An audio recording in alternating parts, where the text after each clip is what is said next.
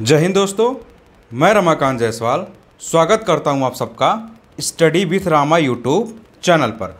आज हम सब दोस्तों पढ़ने वाले हैं जो भारतीय राज्य व्यवस्था उसके अंतर्गत दोस्तों जो ऐतिहासिक पृष्ठभूमि उसकी रही है, जो हिस्टोरिकल बैकग्राउंड है दोस्तों, उसके बारे में आज हम देखने वाले दोस्तों कि इससे किस तरह से क्वेश्चन आपसे प्रीवियस ईयर पेपर में पूछे जा चुके हैं और किस तरह से क्वेश्चन बन सकते हैं। तो भारतीय राज्य व्यवस्था के अंतर्गत दोस्तों जो ऐतिहासिक पृष्ठभूमि वाला जो आज देखने वाले हैं हिस्टोरिकल बैकग्राउंड के बारे में हम आसानी से देखने वाले हैं कि किस तरह से इससे क्वेश्चन पूछे जा सकते हैं। यह वीडियो दोस्तों आप सबका किसके लिए लाभदायक रहने वाला दोस्तों, अभी जो आप सबका आरओए 2023 में होने वाला है, यूपी पीसीएस के लिए जो दोस्तों 2024 की जो तैयारी करें उनके लिए, और आईएएस 2024 दोस्तों इन सब एग्जामों के लिए दोस्तों बहुत ही महत्वपूर्ण रहने वाला है। बाकी आपके जितने भी दोस्तों एग्जाम होने वाले, जहां भी दोस्तों इंडियन पॉलिटी यानी भारतीय राज्य व्यवस्था से क्वेश्चन पूछा जाता है, उन सब एग्जाम के लिए दोस्तों यह बहुत ही लाभदायक रहने वाला है। आप सब जानते हैं दोस्तों भारतीय राज्य व्यवस्था की जो सबसे अच्छी पुस्तक मानी जाती है दोस्तों, जो लक्ष्मीकांत की पुस्तक होती है, उस लक्ष्मीकांत की पुस्तक का दोस्तों एक तरह से यह क्रक्स है दोस्तों, उसका निचोड़ है। हम इसमें दोस्तों पूरी पुस्तक के बारे में डिस्कस नहीं करने वाले, जो इंपॉर्टेंट चीज़ें वहाँ से क्वेश्चन पूछा जा सकता है तो उसका दोस्तों यहाँ पर क्रक्स आपको हैंड रिटन फॉर्म में दोस्तों प्रीवियस ईयर क्वेश्चन पेपर का एनालिसिस करके दोस्तों क्या किया गया है, आपके लिए यह वीडियो तैयार किया जा रहा है। तो आप सब क्या करेंगे दोस्तों, आप जो अगर आपके पास ये लक्ष्मीकांत इंडियन पॉलिटी भारतीय राज्य व्यवस्था की बुक होगी तो आप हिस्टोरिकल बैकग्राउंड वाले चैप्टर को क्या करेंगे, वीडियो देखने के बाद अगर आप पढ़ेंगे दोस्तों तो बहुत ही बेहतरीन तरीके से आपको सारी चीज़ें समझ में आ जाएंगी और आप देखेंगे कि किस तरह से एग्जाम में क्वेश्चन आपसे पूछा जाएगा, आप उसको बहुत ही आसानी से सॉल्व कर लेंगे। तो चलिए अब आप चीज़ों को बहुत ध्यान से सुनते चलिएगा और जो कुछ ज़रूरत आपको लगे दोस्तों उसको क्या करिएगा, अपना नोट्स भी बनाते रहेंगे ताकि आपको रिवीजन करने में आसानी हो। तो आप सब जानते हैं दोस्तों जब ईस्ट इंडिया कंपनी आई थी, जो ब्रिटेन की कंपनी थी दोस्तों, जब वह भारत में आती है व्यापार करने के लिए, तो उस दौरान दोस्तों उसने दो तरह के अधिनियम लाए थे। एक अधिनियम दोस्तों उनका आया था तो जो वह कंपनी के शासन के अंतर्गत माना जाता था, और दूसरा तरह का जो उनका अधिनियम आया था दोस्तों वह ब्रिटिश ताज या ब्रिटिश क्राउन के अंतर्गत माना गया था। तो देखिए जो 1773 से लेके 1858 तक दोस्तों उनके जितने भी अधिनियम भारत में आते हैं वह कंपनी के अंतर्गत आते हैं दोस्तों, यानी जो ईस्ट इंडिया कंपनी थी दोस्तों उस ईस्ट इंडिया कंपनी के अंतर्गत दोस्तों वह अधिनियम बनाए गए थे।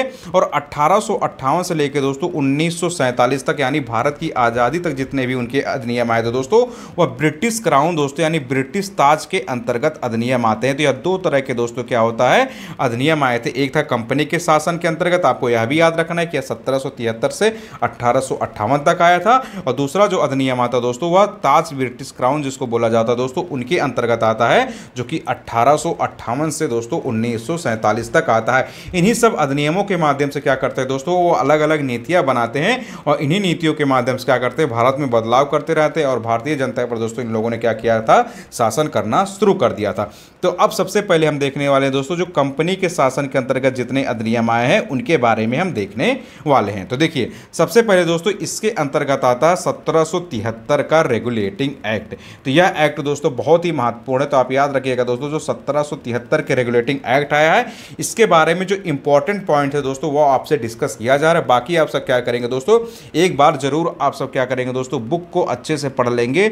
आपके पास कोई भी बुक हो दोस्तों इंडियन पॉलिटी यानी भारतीय राज्य व्यवस्था की, आप वहां से भी चीज़ों को पढ़ लेंगे, लेकिन जो एग्जाम में जहां से क्वेश्चन पूछा जाता है वह चीज़ें हम आपसे डिस्कस करने वाले। तो देखिए सबसे पहले क्या किया गया दोस्तों, अगर हम 1773 के रेगुलेटिंग एक्ट की बात करें तो इसके तहत क्या किया दोस्तों, देखिए पहली बार दोस्तों क्या किया गया, कंपनी के राजनैतिक और प्रशासनिक कार्यों को मान्यता मिली। तो दो तरह के दोस्तों कंपनी के कार्य होते थे, एक कार्य होता है दोस्तों जो उनके पॉलिटिकल एक्टिविटीज से संबंधित था यानी जो उनके राजनीतिक कार्य होते थे, एक कार्य जो उनके होते दोस्तों वह प्रशासनिक कार्य होते दोस्तों जो उनके एडमिनिस्ट्रेटिव से संबंधित कार्य था। यानी जो राजनीतिक कार्य थे दोस्तों कि किस तरह से भारतीय राजाओं को या भारतीय जितने भी शासक थे दोस्तों किस तरह से उन पर शासन किया जाए, और इनके प्रशासनिक कार्य में अंतर्गत क्या था दोस्तों कि किस तरह से कंपनी को लाभ मिले, किस तरह से अपने व्यापार को बूस्ट कर सके। तो पहली बार इस अधिनियम के माध्यम से क्या किया जाता है कि कंपनी के राजनीतिक और प्रशासनिक कार्यों को क्या कर दिया जाता है दोस्तों, मान्यता मिलती है। इसको आप याद रखेंगे। दूसरा पॉइंट क्या आप याद रखेंगे 1773 के एक्ट के तहत, वह दोस्तों क्या किया गया कि बंगाल के गवर्नर को दोस्तों अब क्या कहा जाने लगा, बंगाल का गवर्नर जनरल कहा जाने लगा। तो यह बहुत ही इंपॉर्टेंट है दोस्तों कि जो पहले बंगाल का गवर्नर होता था दोस्तों, जो बंगाल का गवर्नर होता था उसको अब बंगाल का गवर्नर जनरल कहा जाने लगा। यानी जो बंगाल का गवर्नर होता था उसको अब इस अधिनियम के माध्यम से बंगाल का गवर्नर जनरल कहा जाने लगा दोस्तों। और उसकी सहायता के लिए क्या कर दिया गया, एक 4 सदस्यीय एग्जीक्यूटिव काउंसिल का गठन किया गया, यानी एक 4 सदस्यीय कार्यकारी परिषद का गठन किया गया। इसी के माध्यम से क्या करता था दोस्तों, जो बंगाल का गवर्नर जनरल था वह अपने नीतियों को, अपने जो कुछ उसके अधिनियम में जो कुछ प्रावधान होते थे उनको वह लागू करता था इन 4 सदस्यीय कार्यकारी परिषद की सहायता के माध्यम से। और इस तरह दोस्तों बंगाल का गवर्नर जनरल बनने वाला पहला गवर्नर कौन था, तो वह लॉर्ड वारेन हेस्टिंग्स था। तो आप यह भी याद रखिएगा, यहाँ पे जितने पॉइंट्स दिए गए हैं या आपसे क्वेश्चन में पूछे जा चुके हैं। जब आप पीवाईक्यूज लगाएंगे दोस्तों, previous year question paper solve करेंगे, तो आप देखेंगे इनसे संबंधित क्वेश्चन आपसे पूछा जा चुका है। और आप विश्वास करिएगा इसी तरह से क्वेश्चन आपके अपकमिंग एग्जाम में भी पूछे जाएंगे।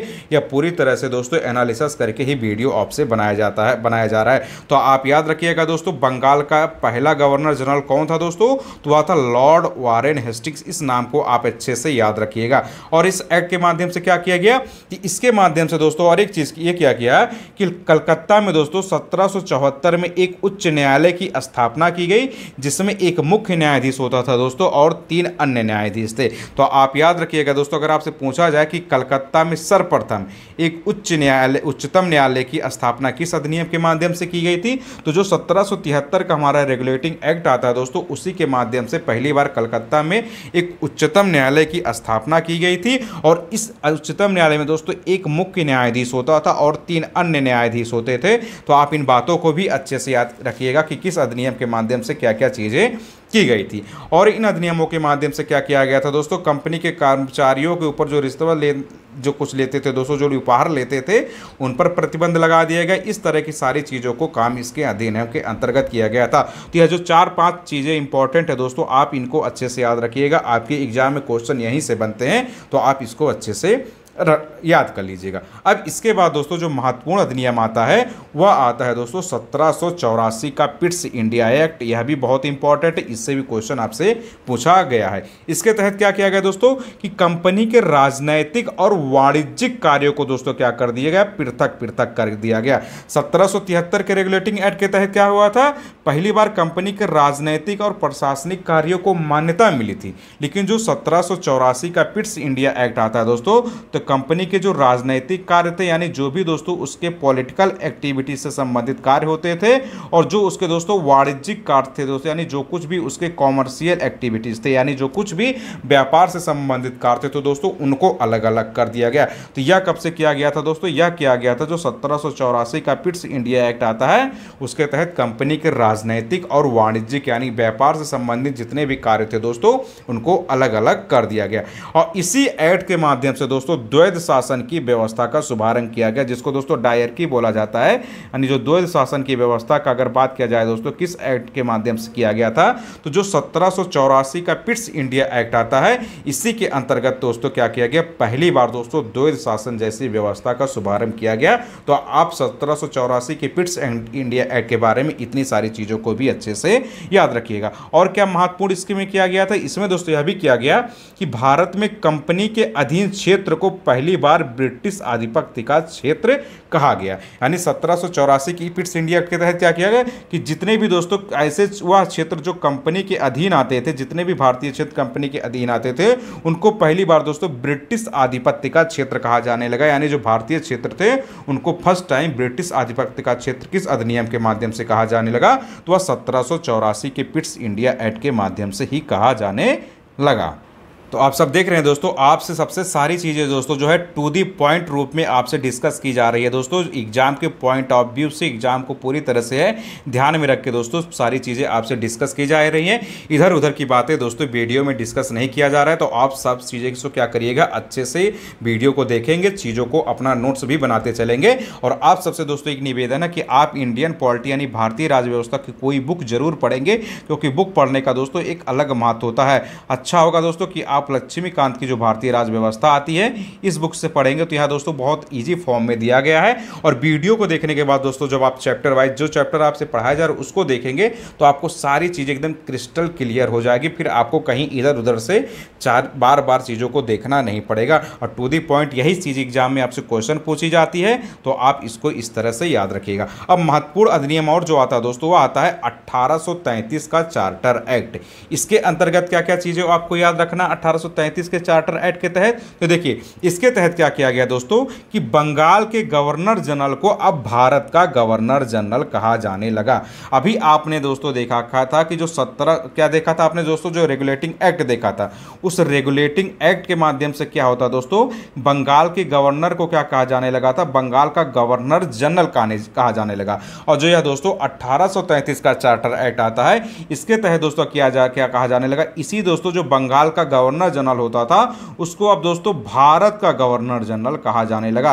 तो आप यह टर्म भी दोस्तों याद रखिएगा कि किस किस अधिनियम में कौन कौन सी बातें कही गई थी। यहीं से सीधे सीधे क्वेश्चन पूछा जाता है कि 1773 के रेगुलेटिंग एक्ट के माध्यम से क्या किया गया, जो बंगाल का गवर्नर होता था दोस्तों उसको बंगाल का गवर्नर जनरल कहा जाने लगा। और इस तरह से दोस्तों पहला गवर्नर कौन था, वह लॉर्ड वारेन हेस्टिंग्स था। लेकिन जो 1833 का दोस्तों जो चार्टर एक्ट आता है, 1833 का जो चार्टर एक्ट आता है, इसके तहत क्या किया गया दोस्तों कि जो बंगाल का गवर्नर जनरल होता था दोस्तों उसको अब भारत का गवर्नर जनरल कहा जाने लगा। और इस तरह से दोस्तों भारत का प्रथम गवर्नर जनरल कौन रहता है दोस्तों, वह लॉर्ड विलियम बेंटिंग। तो आप यह भी नाम याद रखिएगा कि भारत का प्रथम गवर्नर जनरल कौन था दोस्तों, वह लॉर्ड विलियम बेंटिंग। तो यह दोनों भी याद रखिएगा दोस्तों कि बंगाल का गवर्नर जनरल प्रथम कौन था, वह था वारेन हेस्टिंग्स, और भारत का प्रथम गवर्नर जनरल कौन रहता है दोस्तों, तो वह रहता था विलियम बेंटिंग। यह सारी चीजें बहुत ही महत्वपूर्ण एग्जाम में सीधे सीधे क्वेश्चन पूछे जा चुके हैं। किस एक्ट के माध्यम से कहा जाता था यह भी आप याद रखेंगे, और कब कहा जाता था, कौन प्रथम रहा, यह सारी चीज़ें आप प्रीवियस ईयर क्वेश्चन पेपर में देखेंगे तो आपसे सारी चीज़ें पूछी जा चुकी है। तो इतनी महत्वपूर्ण बातों को दोस्तों आप अच्छे से याद रखिएगा। 1833 के चार्टर एक्ट में यही 2 पॉइंट दोस्तों सबसे महत्वपूर्ण है। बाकी आपको एक्स्ट्रा पढ़ना होगा दोस्तों, तो आपको बताया जा चुका कि आप बुक से देख लेंगे जब आपके पास एक्स्ट्रा टाइम हो। अब अगला दोस्तों इसी कड़ी में जो अगला महत्वपूर्ण अधिनियम रहता है दोस्तों वह रहता है हमारा 1853 का चार्टर एक्ट। यह एक्ट दोस्तों बहुत महत्वपूर्ण होता है। इस एक्ट के बारे में क्या क्या आपको याद रखना है, तो देखिए इसके तहत क्या किया दोस्तों, पहली बार गवर्नर जनरल की परिषद के विधायी एवं प्रशासनिक कार्यों को अलग अलग कर दिया गया। अब आप याद रखिएगा दोस्तों इस 1853 के चार्टर एक्ट के माध्यम से क्या क्या किया गया, गवर्नर जनरल की जो भी परिषद होती थी दोस्तों उस परिषद के जो विधायिक कार्य होते थे, यानी जितने भी लेजिस्लेचर से संबंधित कार्य होते थे, और जो प्रशासनिक कार्य होते थे दोस्तों, जो कुछ एडमिनिस्ट्रेटिव से संबंधित कार्य होते थे उनको अलग कर दिया गया। यह पॉइंट आप याद रखिएगा क्योंकि अभी आपने देखा था कि 1773 में कुछ किया गया था और इसके तहत जो एक्ट आता है दोस्तों 1784 में कुछ किया गया था। लेकिन इस 1853 के चार्टर एक्ट के तहत क्या किया जाता है दोस्तों, गवर्नर जनरल की परिषद के विधायी और प्रशासनिक कार्यों को दोस्तों पहली बार क्या कर दिया गया था, अलग अलग कर दिया गया। तो यह पॉइंट आप अच्छे से याद रखिएगा। और क्या किया गया 1853 के चार्टर एक्ट के तहत, इसके तहत इसने सिविल सेवकों की भर्ती एवं चयन हेतु खुली प्रतियोगिता व्यवस्था का शुभारंभ किया। आज आप जो कुछ दोस्तों आप सब जानते हैं, आज हम सब क्या करते हैं, सिविल सर्विसेज की तैयारी कर रहे हैं, चाहे वह स्टेट पीएससी की हम बात कर ले, चाहे दोस्तों यूपीएससी की बात कर ले जिसके थ्रू आईएएस बनते हैं, तो यह सब दोस्तों क्या होता है, सिविल सर्विसेज ही बोला जाता है। तो ये सिविल सर्विसेज की देन किसके दोस्तों, यह अंग्रेजों की देन है दोस्तों। तो पहली बार 1853 का जो चार्टर एक्ट आया था, इसी एक्ट ने क्या किया था, सिविल सेवकों की भर्ती एवं उनके चयन हेतु, सिविल सेवकों की भर्ती कैसे की जाएगी, उनका चयन का प्रोसेस क्या होगा, उसके लिए एक खुली प्रतियोगिता व्यवस्था का शुभारंभ किया गया। यानी जो ओपन कंपटीशन का एग्जाम होता था दोस्तों, उस तरह की चीज़ों का शुभारंभ कहाँ किया गया था, तो यह 1853 के चार्टर एक्ट के माध्यम से किया गया था। तो इसको आप अच्छे से याद रखिएगा। और इसके लिए ही दोस्तों 1854 में मैकाले समिति की नियुक्ति की गई थी। तो यह दोस्तों जो यह मैकाले कमेटी है, इस मैकाले कमेटी को भी अच्छे से याद रखिएगा, क्योंकि इस मैकाले समिति का जो गठन किया जाता है दोस्तों वह 1854 में किया जाता है। क्यों किया जाता है, इसी खुली जो सिविल सर्विसेज के चयन के लिए दोस्तों जो खुली प्रतियोगिता के व्यवस्था का शुभारंभ किया गया था, इसी के लिए दोस्तों इस मैकाले समिति की नियुक्ति की गई थी कि वह सुझाव दे दोस्तों किस तरह से इसका चयन किया जा सकता है, किस तरह से भारतीयों को सिविल सेवा में अपॉइंट किया जा सकता है। तो इन सारी बातों को आप अच्छे से याद रखिएगा।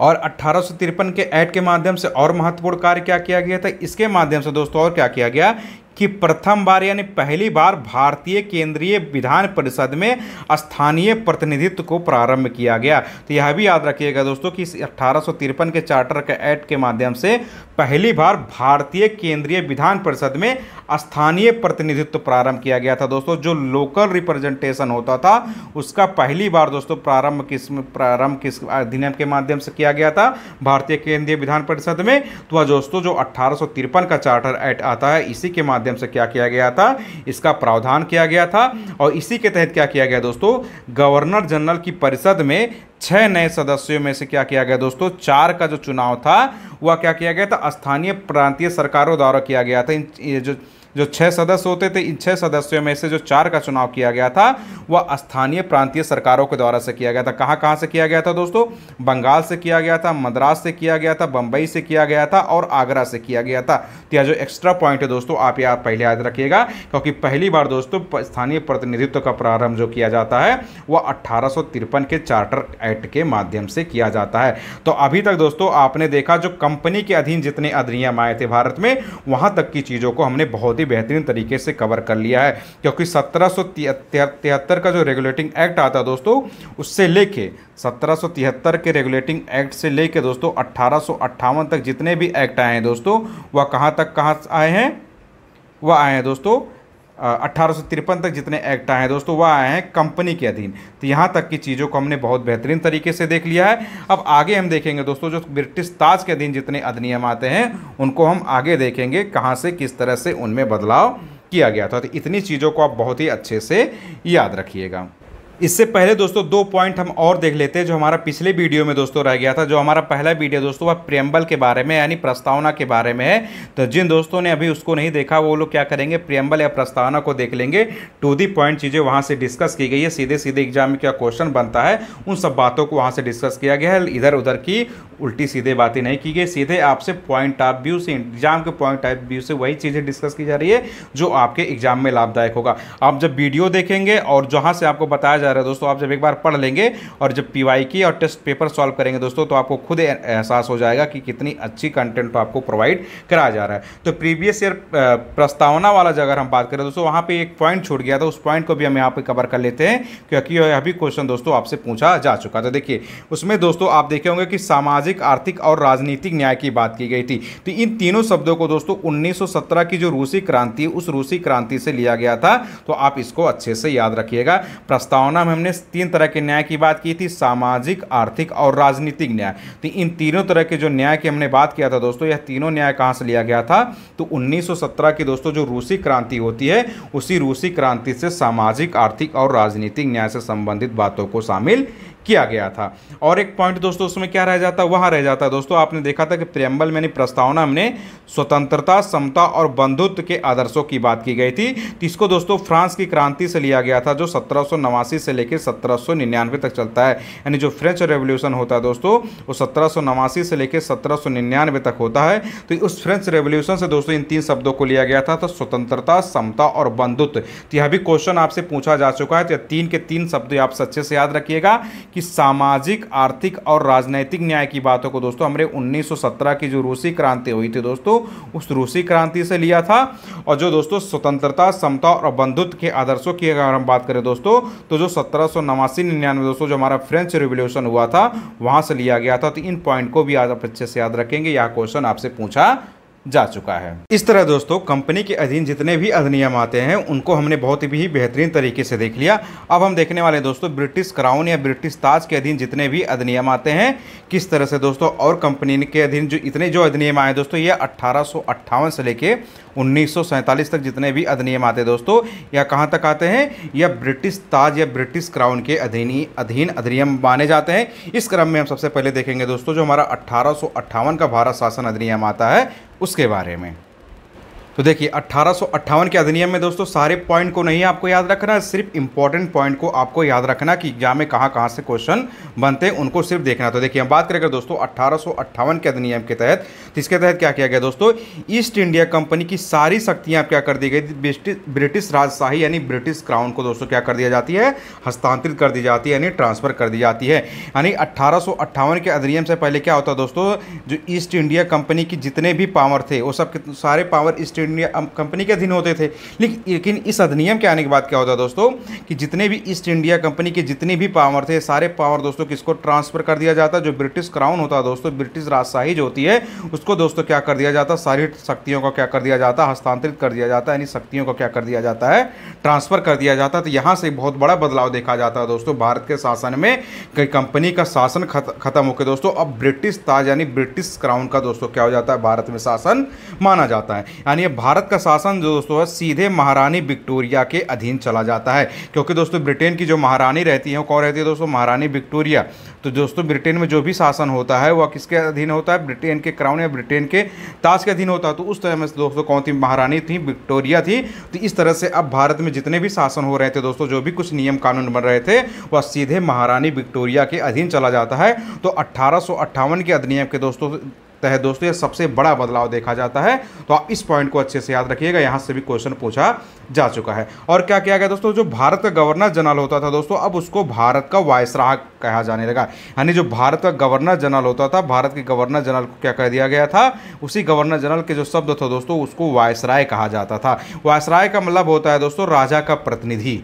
वायसराय जो शब्द है दोस्तों इस शब्द का अर्थ ही होता है, क्या होता है, राजा का प्रतिनिधि। यानी जो कुछ दोस्तों या जो भी व्यक्ति इस पे बन रहा है, जो भी वायसराय नियुक्त हो रहा है वह एक तरह से ब्रिटिश राज का ही प्रतिनिधित्व कर रहा है। तो इस वायसराय शब्द का मतलब ही यही होता था। इसीलिए दोस्तों गवर्नर जनरल, क्योंकि अब सारी पावर क्या आ गए थे, ब्रिटिश क्राउन के अधीन आ जाते हैं, ब्रिटिश राजशाही के अधीन आ जाते हैं। तो इस तरह दोस्तों जो गवर्नर जनरल होता था उसको अब भारत का वायसराय कहा जाने लगा 1858 के अधिनियम के तहत। तो जहाँ जहाँ दोस्तों बदलाव हुआ है उन सारे बदलाव को आप अच्छे से याद रखिएगा, क्योंकि आप सब जानते हैं दोस्तों कि 1773 के एक्ट से क्या कहा जाने लगा था, बंगाल का गवर्नर जनरल कहा जाने लगा था। 1833 के एक्ट से क्या कहा जाने लगा था, भारत का गवर्नर जनरल कहा जाने लगा था। और इस 1858 के एक्ट से क्या कहा जाने लगा, तो भारत को वायसराय कहा जाने लगा। यह सारे पॉइंट आपसे एग्जाम में सीधे सीधे क्वेश्चन पूछे जा चुके हैं। इस तरह दोस्तों भारत का प्रथम वायसराय कौन बनता है दोस्तों, वह बन जाता है लॉर्ड कैनिंग। तो आप यह भी याद रखिएगा कि भारत का प्रथम वायसराय कौन अपॉइंट होता है, वह होता है लॉर्ड कैनिंग, इस 1858 के अधिनियम के तहत। और 1858 के अधिनियम के तहत क्या किया जाता है दोस्तों, इसके तहत क्या किया जाता है, द्वैध शासन की जो प्रणाली लागू की गई थी दोस्तों उस शासन की प्रणाली को अब समाप्त कर दिया जाता है। आप सबने दोस्तों अभी पढ़ा है कि द्वैध शासन की प्रणाली का शुभारंभ कब किया गया था, तो जो 1784 का पिट्स इंडिया एक्ट आया था दोस्तों, उस पिट्स इंडिया एक्ट के तहत क्या किया गया था, द्वैध शासन प्रणाली का शुभारंभ किया गया था। लेकिन इस 1858 के अधिनियम के तहत क्या किया जाता है दोस्तों, 1784 के तहत जो द्वैध शासन की प्रणाली लागू की गई थी उस प्रणाली को क्या कर दिया जाता है, अब समाप्त कर दिया जाता है और एक नए पद का सृजन किया जाता है दोस्तों। उस पद का नाम क्या होता था, भारत का राज्य सचिव। यानी इस 1858 के अधिनियम के तहत क्या कर दिया गया है, अब एक नए पद को अपॉइंट सृजित किया गया, एक नया पद बनाया गया और इस नए पद पे दोस्तों किस व्यक्ति को अपॉइंट किया जाता था, उसको दोस्तों भारत का राज्य सचिव बोला जाता था। तो यह टर्म भी आप याद रखिएगा कि भारत का राज्य सचिव जैसा पद दोस्तों किस अधिनियम के अंतर्गत आया था, यह 1858 के अधिनियम के अंतर्गत आया है। यह भी बहुत ही इंपॉर्टेंट फैक्ट है, सीधे टू दी पॉइंट चीज़ें हैं, आप इसको भी याद रखिएगा। और क्या किया गया दोस्तों, देखिए ये जो भारत का राज्य सचिव होता था, इसको सबसे पहले आप समझ लीजिए यह ब्रिटिश कैबिनेट का ही सदस्य होता था। यह जो भारत का राज्य सचिव होता था वह एक ब्रिटिश जो कैबिनेट होती थी दोस्तों उसी ब्रिटिश कैबिनेट का क्या होता था, सदस्य होता था। तो आप इसके बारे में यह पॉइंट अच्छे से याद रखें। और इसकी सहायता के लिए क्या किया गया दोस्तों, एक 15 सदस्यीय परिषद का गठन किया गया जो कि एक सलाहकार परिषद होती थी, इस समिति होती थी। इसका भी अध्यक्ष कौन होता था, यही जो भारत का राज्य सचिव होता था। यानी इस 1858 के अधिनियम के तहत क्या किया जाता है, भारत के राज्य सचिव नाम से एक नया पद का सृजन किया जाता है। या जो भारत का राज्य सचिव होता है दोस्तों यह ब्रिटिश कैबिनेट का ही एक सदस्य रहता है। इसकी भारत में सहायता करने के लिए एक 15 सदस्यीय परिषद यानी 15 सदस्यीय काउंसिल का गठन किया जाता है। यह 15 सदस्य सदस्यीय जो परिषद होती है दोस्तों, वह एक सलाहकारी समिति, एक एडवाइजरी कमेटी के रूप में कार्य करती है।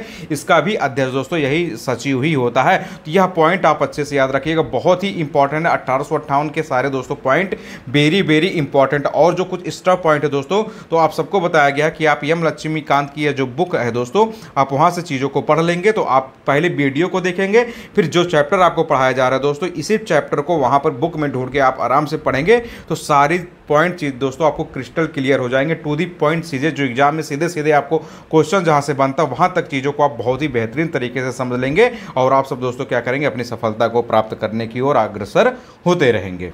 इसके बाद जो एक महत्वपूर्ण अधिनियम आता है दोस्तों, वह होता है 1861 का भारत परिषद अधिनियम। तो इस 1861 के भारत परिषद अधिनियम से कौन से पॉइंट्स को आप अच्छे से याद रखना है, आप इसको देख लीजिए। इसके तहत क्या किया गया दोस्तों, कानून बनाने की प्रक्रिया में भारतीय प्रतिनिधियों को शामिल करने की शुरुआत की गई। यानी जो कुछ भी दोस्तों अब कानून बनाए जाएंगे, उस कानून में क्या किया जाएगा दोस्तों, भारतीय प्रतिनिधियों को शामिल करने की शुरुआत की जाती है। किसके अधिनियम के माध्यम से, 1861 के अधिनियम के माध्यम से किया जाता है। इसी के अंतर्गत दोस्तों 1862 में लॉर्ड कैनिंग ने दोस्तों 3 भारतीयों को, एक बनारस के राजा, दूसरा पटियाला के महाराजा और सर दिनकर राव को दोस्तों विधान परिषद में मनोनीत किया। तो यह बहुत ही इंपॉर्टेंट हो जाता है दोस्तों। आपसे पूछा जाता है कि किस अधिनियम के माध्यम से भारतीय प्रतिनिधियों को कानून बनाने की प्रक्रिया में शामिल करने की शुरुआत होती है। तो यह दोस्तों जो 1861 का अधिनियम आता है, जो 1861 का एक्ट आता है, इसी के अंतर्गत किया जाता है। और 1862 में दोस्तों लॉर्ड कैनिंग ने दोस्तों 3 भारतीयों को इसके अंतर्गत क्या किया, विधान परिषद में मनोनीत किया।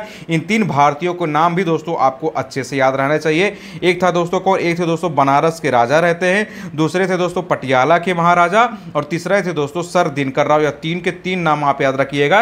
यह क्वेश्चन आपसे पूछा जा चुका है, बहुत ही इंपॉर्टेंट क्वेश्चन दोस्तों यह रहता है। अब मनोनीत करने वाला दोस्तों कौन होता है, लॉर्ड कैनिंग होता है। और इसके अंतर्गत क्या कर दिया जाता है दोस्तों, विकेंद्रीकरण की प्रक्रिया की शुरुआत की जाती है। एक होता है दोस्तों केंद्रीकरण जिसको बोलते हैं सेंट्रलाइजेशन, एक होता है दोस्तों विकेंद्रीकरण जिसको बोला जाता है डिसेंट्रलाइजेशन। तो केंद्रीकरण का मतलब हो जाता है दोस्तों कि नीचे की जितनी भी शक्तियां होती है दोस्तों, वह सीधे अब ऊपर के लोगों के हाथों में आ जाती है। यानी जो टॉप पे व्यक्ति बैठा होता है वह शक्तियां अब उसके ऊपर आ जाती है। लेकिन जब हम बात करते हैं विकेंद्रीकरण की यानी डिसेंट्रलाइजेशन की, तो यहाँ पर टॉप पे बैठे हुए व्यक्ति की जितनी भी पावर होती है दोस्तों, वह नीचे के सारे लोगों में ट्रांसफर कर दी जाती है। जैसे मान लीजिए केंद्र सरकार की जितनी भी पावर है दोस्तों, वह राज्य को आप देखे होंगे बांट दिया जाता है। राज्य क्या कर सकते हैं, करता है लोकल अथॉरिटीज को दोस्तों पावर को बांटता रहता था। इस तरह से क्या हो जाता है दोस्तों, विकेंद्रीकरण की प्रक्रिया का शुरुआत कहां से किया जाता है, वह भी 1861 के भारत परिषद अधिनियम के माध्यम से किया जाता है। तो इस अधिनियम के तहत दोस्तों यह पॉइंट सिर्फ आप इतना याद रखेंगे तो आपके एग्जाम में जो क्वेश्चन आते हैं वो बहुत ही आसानी से आप कर लेंगे। इसके बारे में और बहुत ज़्यादा चीज़ें डिटेल पढ़ने की ज़रूरत नहीं है। टू दी पॉइंट चीज़ों को सिर्फ आप पढ़ते चले ताकि आप अपने एग्जाम के करीब पहुंचते चले। अब इसके बाद दोस्तों एक बहुत ही महत्वपूर्ण अधिनियम आता है जिनसे बहुत ही बड़ी मात्रा में क्वेश्चन पूछा जाता है, वह है दोस्तों हमारा 1909 का अधिनियम, जिसको हम बोलते हैं दोस्तों मार्ले मिंटो सुधार के नाम से भी जानते हैं। तो यह 1909 का अधिनियम जो है बहुत ही इंपॉर्टेंट है, इसको बहुत ध्यान से आप सुनते रहिएगा और अपने ज़रूरत के हिसाब से क्या करिएगा, अपना नोट्स भी बनाते चलिएगा ताकि आपको रिविजन करने में आसानी हो। तो इस 1909 के अधिनियम को आपने देखा दोस्तों, इसको मार्ले मिंटो सुधार के नाम से भी बोलते हैं। अब यहाँ पर दोस्तों जो मार्ले हो क्या रहता है, वो भारत का राज्य सचिव रहता है और मिंटो जो होता है दोस्तों भारत का वायसराय होता है। तो मार्ले मिंटो बोला जाता है। तो मार्ले उस समय वर्तमान में भारत का राज्य सचिव रहता है और मिंटो जो रहता है दोस्तों वह कौन रहता है, भारत का वायसराय रहता है। मार्ले मिंटो को लॉर्ड मार्ले बोल दिया जाता है, इसको लॉर्ड मिंटो बोल दिया जाता है। तो यह दोनों पॉइंट तो पहले ही याद होने चाहिए क्योंकि यहां से भी क्वेश्चन बन चुके हैं। अब 1909 के अधिनियम से और क्या इंपॉर्टेंट चीजें आपको याद रहना चाहिए वह सबसे पहले आप देख लीजिए। तो पहली बार क्या किया गया दोस्तों, इसके तहत पहली बार दोस्तों किसी भारतीय को वायसराय और गवर्नर की कार्यकारी परिषद के साथ दोस्तों एसोसिएशन बनाने का प्रावधान किया गया। इसके प्रथम सदस्य दोस्तों सत्येंद्र प्रसाद सिन्हा को बनाया गया, जो इसके दोस्तों विधि सदस्य जिनको बनाया गया। तो देखिए इस 1909 के अधिनियम के तहत क्या किया जाता है दोस्तों, पहली बार, यह पॉइंट बहुत अच्छे से याद रखिएगा कि दोस्तों क्या किया जाता है, पहली बार इस 1909 के अधिनियम से पहली बार दोस्तों किसी भारतीय को, किसी इंडियन को वायसराय और गवर्नर की जो कार्य परिषद होती है दोस्तों, जो उनकी एग्जीक्यूटिव काउंसिल होती है, उस कार्य परिषद के साथ दोस्तों एसोसिएशन बनाने का प्रावधान किया जाता है। और इस तरह से दोस्तों प्रथम सदस्य किसको बनाया जाता है, तो सत्येंद्र प्रसाद सिन्हा जो होते हैं दोस्तों, सत्येंद्र प्रसाद सिन्हा को दोस्तों इस तरह इसका प्रथम सदस्य बनाया जाता है और उनको विधि सदस्य के रूप में दोस्तों अपॉइंट किया जाता है। तो यह भी याद रखिएगा कि गवर्नर, भारत के वायसराय और गवर्नर की कार्य परिषद के प्रथम सदस्य कौन बनाए गए थे, इस तरह से भी क्वेश्चन पूछा गया है। तो अब पहले सदस्य बनाए जाते हैं दोस्तों सत्येंद्र प्रसाद सिन्हा बनाए जाते हैं और यह विधि सदस्य के रूप में बनाए जाते हैं। तो यह भी पॉइंट याद रखना है कि किस सदस्य के रूप में इनको अपॉइंट किया जाता है। और क्या किया जाता है दोस्तों 1909 के अधिनियम के तहत, एक सबसे इंपॉर्टेंट पॉइंट इसमें यह है दोस्तों कि पृथक निर्वाचन के आधार पर मुस्लिमों के लिए दोस्तों सांप्रदायिक प्रतिनिधित्व का प्रावधान किया जाता है। इस तरह दोस्तों इसने सांप्रदायिकता को वैधानिकता को प्रोवाइड करने के लिए दोस्तों इसने क्या कर दिया, शुरुआत कर दिया था। तो यह बहुत ही इंपॉर्टेंट मान लिया जाता है दोस्तों कि पृथक निर्वाचन के आधार पर, यह क्वेश्चन आपसे पूछा गया दोस्तों कि पृथक निर्वाचन के आधार पर मुस्लिमों के लिए सांप्रदायिक प्रतिनिधित्व का प्रावधान किस अधिनियम के तहत किया जाता है। तो दोस्तों जो यह 1909 का अधिनियम आता है, इसी अधिनियम के तहत दोस्तों क्या किया जाता है, पृथक निर्वाचन के आधार पर, मतलब एक अलग से निर्वाचन के आधार पर क्या कर दिया जाता है, जो मुस्लिम कम्युनिटीज के लोग थे दोस्तों उनके लिए एक सांप्रदायिक प्रतिनिधित्व का प्रावधान कर दिया जाता है। इस तरह दोस्तों इस अधिनियम ने क्या कर दिया, सांप्रदायिकता को क्या कर दिया, वैधानिकता प्रदान कर दिया था दोस्तों इस अधिनियम ने। और लॉर्ड मिंटो को इस तरह दोस्तों सांप्रदायिक निर्वाचक का जनक के रूप में जाना जाता है। तो यह बहुत ही इंपॉर्टेंट पॉइंट है दोस्तों, यह सीधे सीधे आपसे एग्जाम में क्वेश्चन पूछा जा चुका है। तो आप याद रखिएगा दोस्तों कि पृथक निर्वाचन की व्यवस्था मुस्लिमों के लिए कहां से किया जाता है, 1909 के अधिनियम के तहत से किया जाता है। इसी के आधार पर दोस्तों लॉर्ड मिंटो को सांप्रदायिक निर्वाचन का जनक बोला जाता है। तो यह भी क्वेश्चन आप याद रखिएगा, टू द पॉइंट चीजों को आप याद रखिएगा। यह 1909 का अधिनियम दोस्तों बहुत ही इंपॉर्टेंट रहता है।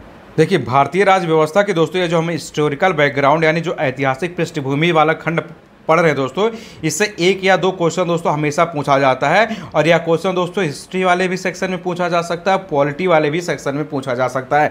इसलिए दोस्तों यहाँ के पॉइंट को याद रखना बहुत ही आसान होता है, क्योंकि कोई ना कोई क्वेश्चन इससे आता रहता है और सीधे सीधे आप नंबर इससे गेन कर सकते हैं। सिर्फ आप क्या करना है, कीवर्ड को बहुत अच्छे से समझते रहना है कि किस अधिनियम में कौन सी बातें कही गई थी, बस आप इतने दिमाग में रखते चलेंगे। बार बार चीज़ों को जो पढ़ते चलेंगे तो ऑटोमेटिक आपके दिमाग में फीड होती जाएगी कि हाँ इस अधिनियम में इन सारी बातों को कहा गया था। अब हम बात करते हैं दोस्तों 1919 के भारत शासन अधिनियम के बारे में, जो बहुत ही इंपॉर्टेंट है दोस्तों। इसके बारे में क्या याद रखना है दोस्तों, देखिए जो 1919 का अधिनियम आता है दोस्तों, इसको मॉन्टेग्यू चेम्सफोर्ड सुधार के नाम से बोला जाता है। तो 1909 के अधिनियम को देखिए दोस्तों, इसको भी क्या बोला जाता है, इसको बोला जाता है दोस्तों मार्ले मिंटो सुधार के नाम से। लेकिन जो 1919 का अधिनियम आता है दोस्तों, इसको मॉन्टेग्यू चेम्सफोर्ड सुधार के नाम से बोला जाता है। तो यह भी आप अच्छे से याद रखिएगा। इसमें जो मॉन्टेग्यू होता है दोस्तों वह भारत का राज्य सचिव होता है, और जो चेम्सफोर्ड होता है दोस्तों वह भारत का वायसराय होता है। तो दोनों में आप देखे होंगे दोस्तों, जो पहला व्यक्ति होता है वह राज्य सचिव होता है, और जो दूसरा व्यक्ति होता है दोस्तों वह वायसराय होता है। तो आप इस तरह से याद रखिएगा कि मार्ले मिंटो में पहला व्यक्ति, मार्ले वाले में क्या हो जाता है, राज्य सचिव, और मॉन्टेग्यू चेम्सफोर्ड में दोस्तों भी पहला वाला व्यक्ति क्या हो जाता है, राज्य सचिव। तो बस आप कीवर्ड ऐसे समझ लेंगे कि पहला राज्य सचिव, दूसरा क्या होता है, वायसराय। तो आप आसानी से एग्जाम में, क्योंकि यहां भी पूछा गया है क्वेश्चन आपसे कि मॉन्टेग्यू क्या था, चेम्सफोर्ड क्या था। तो चेम्सफोर्ड भारत का वायसराय रहता है और मॉन्टेग्यू दोस्तों भारत का राज्य सचिव रहता है। अब इस 1919 के अधिनियम से क्या क्या बातें निकल के सामने आती है, उनको भी हम देख लेते हैं कि किस तरह से दोस्तों इससे क्वेश्चन बन सकता है। तो देखिए सबसे पहले इसमें एक पॉइंट आप अच्छे से याद रखिएगा दोस्तों कि जो प्रांतीय विषय होते थे उनको दोस्तों पुनः दो भागों में बांट दिया जाता है इस 1919 के अधिनियम से। तो याद रखिएगा क्या दोस्तों, जितने भी प्रांतीय विषय होते हैं उनको पुनः दो भागों में बांट दिया जाता है। एक विषय को दोस्तों बोला जाता है हस्तांतरित विषय, और एक को बोला जाता है दोस्तों आरक्षित विषय। जो हस्तांतरित विषय होता है दोस्तों उस पर गवर्नर का शासन होता है, जो मंत्री विधान परिषद के प्रति उत्तरदायी होते हैं ऐसे मंत्रियों को दोस्तों इसमें शामिल किया जाता है।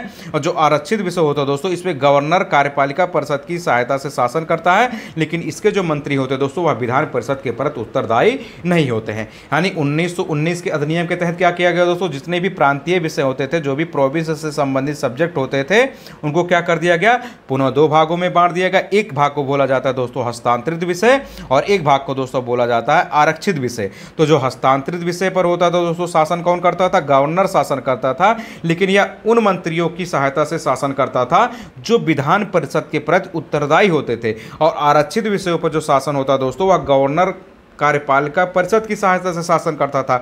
लेकिन दोस्तों यह क्या होते थे, या विधान परिषद के प्रति उत्तरदायी नहीं होते थे। तो हस्तांतरित विषय और आरक्षित विषय में दोस्तों यही इंपॉर्टेंट पॉइंट है, आप इनको अच्छे से याद रखिएगा तो आपसे कभी भी कंफ्यूजन नहीं होगा कि हस्तांतरित में गवर्नर जो शासन करता था वह ऐसे मंत्रियों की सहायता से करता था जो विधान परिषद के प्रति उत्तरदायी होते थे, और हस्तांतरित और आरक्षित विषयों में क्या करता था दोस्तों, ऐसे के सहायता से करता था जो उत्तरदायी नहीं होते थे। तो आप इन पॉइंट को अच्छे से याद रखिएगा। 1919 के अधिनियम में दोस्तों यह सबसे महत्वपूर्ण पॉइंट है जहां से क्वेश्चन बार बार आपसे पूछा जाता है। और क्या याद रखेंगे दोस्तों, देश में पहली बार द्विसदनीय व्यवस्था और प्रत्यक्ष निर्वाचन की व्यवस्था को दोस्तों क्या कर दिया गया, आरंभ कर दिया गया। यानी राज्यसभा और लोकसभा का दोस्तों एक तरह से क्या कर दिया गया, गठन कर दिया गया। तो आप याद रखिएगा दोस्तों 1919 के अधिनियम के तहत क्या किया गया, देश में पहली बार द्विसदनीय व्यवस्था और प्रत्यक्ष निर्वाचन की व्यवस्था को प्रारंभ कर दिया गया। तो एक तरह से हम कह सकते हैं दोस्तों लोकसभा और राज्यसभा का दोस्तों क्या कर दिया जाता है, 1919 के अधिनियम के ही माध्यम से क्या कर दिया जाता है, गठन कर दिया जाता है। अगला एक क्या पॉइंट इसके तहत याद रखना है, वह याद रखना है दोस्तों जो गवर्नर होता था, देखिए वायसराय की एक कार्यकारी परिषद होती थी, पहले उसी को गवर्नर जनरल बोला जाता था, लेकिन आपने भी ऊपर देखा है दोस्तों कि इसी को दोस्तों अब वायसराय बोल दिया जाता है। तो जो वायसराय की कार्यकारी परिषद थी दोस्तों, उस कार्यकारी परिषद के जो 6 सदस्यों में से दोस्तों 3 सदस्यों को भारतीय होना आवश्यक कर दिया जाता है। यानी यह जो दोस्तों 1919 का अधिनियम आता है, इस अधिनियम के तहत क्या कर दिया जाता है, वायसराय की जो कार्यकारी परिषद होती है, जो एग्जीक्यूटिव काउंसिल होती है, उस एग्जीक्यूटिव काउंसिल में कुल 6 सदस्य होते थे। उन 6 सदस्यों में से क्या कर दिया जाता है, 3 सदस्यों का दोस्तों भारतीय होना आवश्यक कर दिया जाता है। तो यह पॉइंट भी आप अच्छे से याद रखिएगा कि 6 सदस्यों में से दोस्तों 3 सदस्यों को क्या कर दिया जाता है, भारतीय होना आवश्यक कर दिया जाता है। किस अधिनियम के माध्यम से कर दिया जाता है, तो यह 1919 के अधिनियम के माध्यम से ही दोस्तों कर दिया जाता है। और इसके माध्यम से क्या किया जाता है दोस्तों, पृथक निर्वाचन के सिद्धांत को विस्तारित कर दिया जाता है। आपने अभी देखा दोस्तों कि पृथक निर्वाचन के सिद्धांत का शुरुआत जो किया जाता है वह 1909 के अधिनियम के तहत किया जाता है, लेकिन यह किया जाता है सिर्फ दोस्तों मुस्लिमों के लिए। लेकिन दोस्तों जो 1919 का अधिनियम आता है, इसके तहत दोस्तों पृथक निर्वाचन के सिद्धांत को अब विस्तारित कर दिया जाता है। यानी जो पृथक निर्वाचन का सिद्धांत है दोस्तों, यानी सांप्रदायिक आधार पर क्या कर दिया जाता है, सिखों, भारतीय ईसाइयों, आंग्ल भारतीयों और यूरोपियों के लिए भी दोस्तों पृथक निर्वाचन के सिद्धांत को क्या कर दिया गया, विस्तारित कर दिया गया। यानी आप यह अंतर बहुत अच्छे से याद रखिएगा कि 1919 में दोस्तों सिर्फ मुस्लिमों के लिए किया गया था पृथक निर्वाचन के सिद्धांत का प्रावधान, लेकिन इस 1919 के अधिनियम से क्या कर दिया जाता है दोस्तों कि अब पृथक निर्वाचन का जो सिद्धांत है दोस्तों वह सिखों के लिए, भारतीय ईसाइयों के लिए और जो आंग्ल भारतीय समुदाय, आंग्ल भारतीय और जो यूरोपीय होते दोस्तों उनके लिए भी दोस्तों क्या कर दिया जाता है, इस पृथक निर्वाचन के सिद्धांत को विस्तारित कर दिया जाता है। यह बहुत ही इंपॉर्टेंट फैक्ट है दोस्तों 1919 के अधिनियम में, इसको आप अच्छे से याद रखिएगा। और क्या आप याद रखेंगे दोस्तों, इस अधिनियम के तहत एक लोक सेवा आयोग का गठन किया जाता है। बहुत ही इंपॉर्टेंट हो जाता है दोस्तों, क्योंकि आप सब दोस्तों सिविल सर्विसेज की तैयारी कर रहे हैं, उसका अगर बैकग्राउंड नहीं जानेंगे दोस्तों तो यह आपके लिए बहुत ही नुकसानदायक साबित हो सकता है। क्योंकि इंटरव्यू में भी दोस्तों क्या हो सकता है, कभी कभी इसके बैकग्राउंड के बारे में पूछ लिया जाता है और प्रीलिम्स में दोस्तों तो क्वेश्चन आते ही आते रहते हैं। तो आप याद रखिएगा दोस्तों कि एक लोक सेवा आयोग के अगर गठन की बात की जाए तो एक लोक सेवा आयोग के गठन का जो प्रावधान किया गया दोस्तों वह 1919 के अधिनियम के तहत किया गया था। इस तरह दोस्तों क्या किया जाता है, 1926 में केंद्रीय लोक सेवा आयोग का गठन किया जाता है। तो आप याद रखिएगा दोस्तों यह डेट दोस्तों कि केंद्रीय लोक सेवा आयोग का गठन कब किया जाता है, तो 1926 यानी 1926 में दोस्तों क्या किया जाता है, सिविल सेवकों की भर्ती के लिए दोस्तों क्या कर दिया जाता है, एक केंद्रीय लोक सेवा आयोग का गठन कर दिया जाता है इस 1919 के अधिनियम के तहत। और एक इंपॉर्टेंट फैक्ट क्या आप याद रखिएगा दोस्तों, याद रखिएगा कि पहली बार दोस्तों केंद्रीय बजट को क्या कर दिया जाता है, राज्य बजट से अलग कर दिया जाता है। तो यह भी अगर आपसे क्वेश्चन पूछा जाए दोस्तों कि पहली बार यानी फर्स्ट टाइम दोस्तों केंद्रीय बजट को राज्य बजट से कब अलग किया जाता है, तो जो 1919 का अधिनियम आता है दोस्तों, इस 1919 के अधिनियम के ही तहत क्या कर दिया जाता है कि पहली बार दोस्तों क्या कर दिया जाता है, केंद्रीय बजट को राज्य बजट से अलग कर दिया जाता है। तो इस तरह आप सबने देखा दोस्तों कितने बेहतरीन तरीके से टू दी पॉइंट रूप से दोस्तों हमने चीज़ों को एकदम बेहतरीन तरीके से डिस्कस किया है। तो आप सारे पॉइंट को दोस्तों एकदम टू दी पॉइंट इसी तरह से आप याद रखेंगे। वीडियो को दोस्तों आप क्या करेंगे, 2-3 बार आप अच्छे से देख लेंगे। उसके बाद दोस्तों क्या करेंगे, एम लक्ष्मीकांत की जो बुक है, आप सबसे कहा जा रहा है दोस्तों कि आप हो सके तो आप एम लक्ष्मीकांत की बुक से चीज़ों को पढ़ेंगे। बाकी अगर आपके पास दोस्तों पॉलिटी की कोई भी सब्जेक्ट हो तो आप उससे क्या करेंगे, ऐतिहासिक पृष्ठभूमि वाला जो खंड होगा दोस्तों, जो हिस्टोरिकल बैकग्राउंड वाला खंड होगा, पहले वीडियो को आप देख लेंगे। उसके बाद जाके दोस्तों वहां से सारी चीज़ों को एक एक तरीके से पढ़ते चलेंगे, हर एक अधिनियम को अलग से पढ़ते चलेंगे और चीज़ों को अपने प्रीवियस ईयर क्वेश्चन पेपर के एनालिसिस के आधार पर क्या कर देंगे, चलतेंगे टू दी पॉइंट रूप में अपना नोट्स बनाते चलेंगे। क्योंकि एग्जाम के दौरान क्या हो जाता है दोस्तों, सारी चीज़ें बहुत ही बड़ी मात्रा में हो जाती हैं, तो आप सिर्फ टू दी पॉइंट बनाते चलेंगे तो आपको रिवीजन करने में आसानी होगी। और कोशिश हम अपनी तरफ से दोस्तों पूरा किए हैं कि आपको सारी चीज़ें टू दी पॉइंट एकदम क्रिस्टल क्लियर रूप से समझाया जा सके, ताकि आपको अब आपसे बुक पढ़ेंगे तो आपको पढ़ने भी आसानी होगी। तो आप सबके लिए दोस्तों इतना अच्छे से मेहनत किया जा रहा है, तो आप सब क्या करेंगे दोस्तों, बस आप सब एक छोटा सा सहयोग करते चलेंगे। वीडियो अगर दोस्तों आप सबको अच्छा लगा तो आप सब क्या करते चलेंगे, वीडियो को लाइक कर देंगे और वीडियो को दोस्तों क्या करेंगे, बड़ी मात्रा में शेयर कर देंगे, अपने दोस्तों तक पहुंचा देंगे वीडियो को, जो कोई भी दोस्तों किसी भी एग्जाम की तैयारी करते हो। अभी दोस्तों इसमें 1935 का अधिनियम और 1947 का अधिनियम, या 2 अधिनियम बचा रह गया दोस्तों। इसके बारे में एक सेपरेट वीडियो छोटा सा ले आया जाएगा ताकि इन अधिनियमों के बारे में भी अच्छे से आप समझ सके। कोशिश करता, मैं चाहता तो ये इसको यहाँ पे शामिल कर देता, लेकिन इसको इसलिए अलग से पढ़ाया जा रहा है दोस्तों, क्योंकि इन दोनों अधिनियमों से बहुत बड़ी मात्रा में क्वेश्चन पूछा जाता है। तो इनके लिए दोस्तों समझना थोड़ा लेंथी हो जाएगा टॉपिक्स, इसलिए इसके लिए अलग से वीडियो ले आएंगे। आप यहाँ तक की चीज़ों को देखते चलिएगा। यह भी वीडियो आपको दोस्तों इसके 1-2 दिन के अंतराल पे ही मिल जाएगा। तो बहुत बहुत धन्यवाद दोस्तों आप सबका वीडियो देखने के लिए। जय हिंद माय डियर फ्रेंड।